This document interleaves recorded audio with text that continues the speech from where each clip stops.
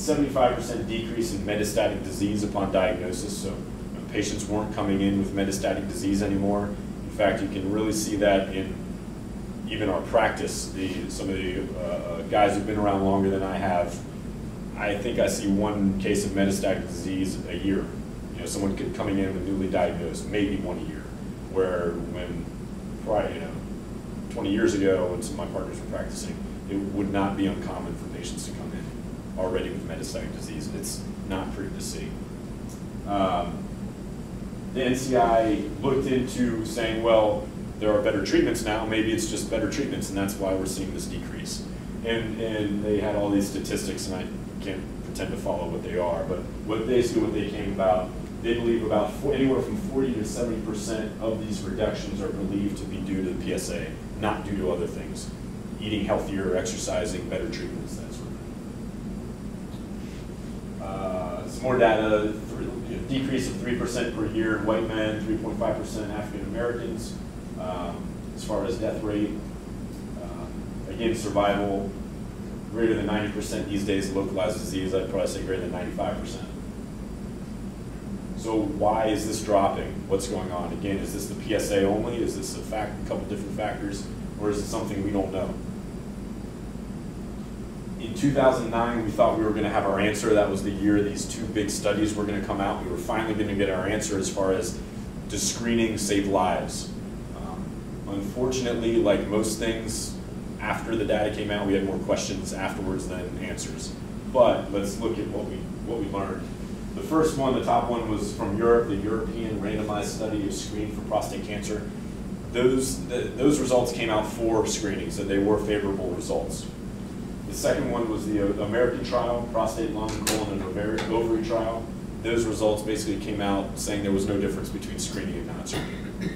And then the third one is a lesser known study, which, and we'll go through all these three, and that came out again in favor.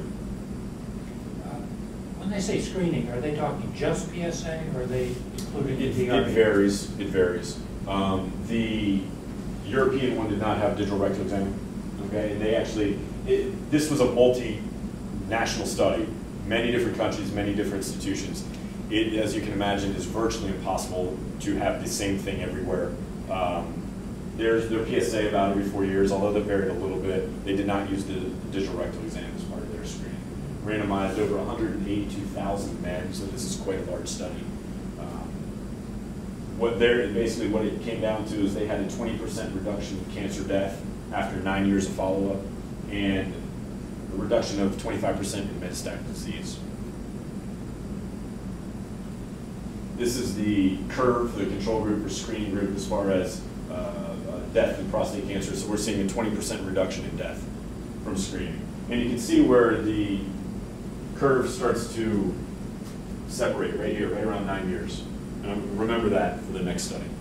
And that's about what we see. And you can ask patients, you can ask any sort of urologist this, you're not going to see much of an effect on anything that you do for about 10 years. That's usually when we see curves start to separate as far as treatment, as far as screening, and that sort of thing. And again, that's the problem I have with the task force.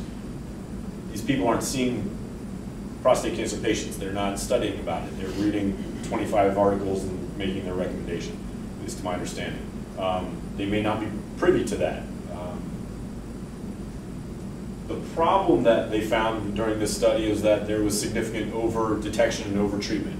In order to save one life, you needed to screen 1,400 men, 1,410 men, and treat 48 men. Well, sort of two sides of the coin. From the society point of view, that's a lot of money, a lot of resources, and a lot of treatment to save one person. But if that's you, or if that's your father, or that's your husband, or that's your brother, it may be worth it.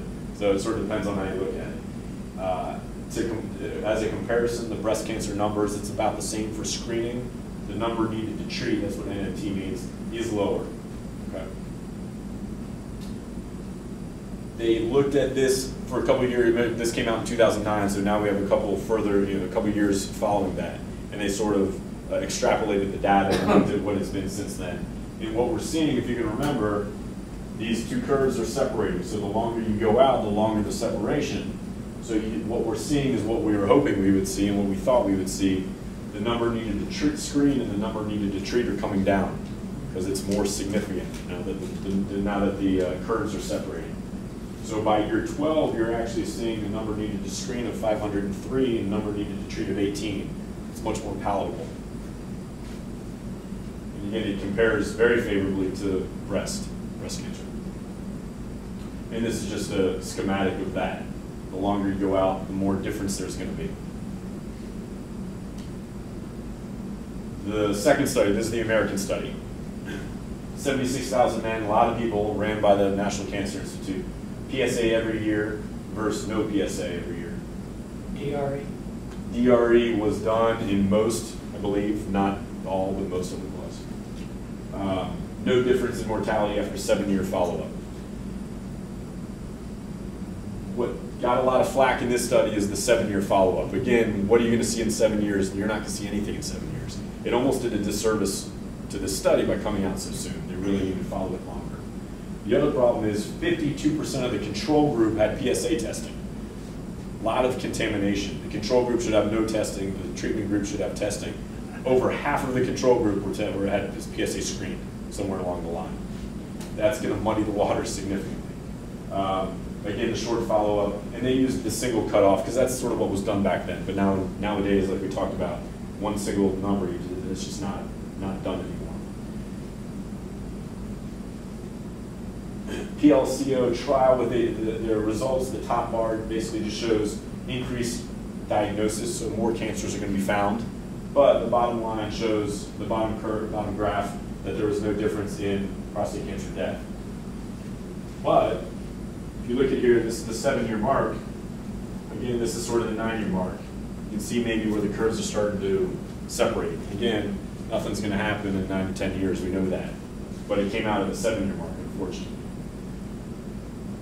Longer term data after this study had come out, they sort of started looking back, doing reanalysis on the studies, and even the author, admitted that there was significant contamination. Their number 40 to 50% contamination. So obviously that can skew the results. Even with the contamination, you can make an argument that there was some separation at the 9 and 10-year group. Imagine if you took that contamination out. And that's sort of what they included in the updated follow-up. What they found was that there was actually a 44% lower mortality rate if you took non-healthy patients out of it. So again, if you took patients that were sick or weren't going to live for 10 years, you took them out of it, there was actually a 44% reduction in death by screening, which is what you should be doing anyway. You shouldn't be screening patients that aren't going to live for 10 years. Because again, we're seeing there's no difference within 10 years. You mean, you're talking about taking out the ones that die of some other reason? Correct. If you remove the data from all the patients that died within 10, not from some other reason, but died within 10 years from some other reason, correct? Or had a lot of comorbidities, heart disease, diabetes, high blood pressure, a lot of comorbidities. If you removed the very sick patients and the patients that aren't going to live for 10 years, and you just looked at young, healthy people, there was a significant difference. And that's what the point of screening is, really. In what their number, to save one life, they had a number needed to treat them down to 5. What does that mean, treat 5 patients? Meaning treating either radiation, surgery, HIFU, whatever you want to do. So you would have to treat that many people in order to save one life. And so they've been diagnosed with cancer. Yeah. And they're treated, but only one will again actually live longer than if nobody they had weren't done any treated. of this. You got it. And that goes, it's not specific for prostate cancer, that goes across the board for anything you do in medicine. Whatever treatment you do, there's a chance they may die of something sooner. They may die of a heart attack from the 2 cheeseburgers that you eat every day. So that is taken into consideration. So does it affect them or not? And there's sort of a threshold of what is acceptable or not acceptable. Not that there's really one number that decides that, but society decides that.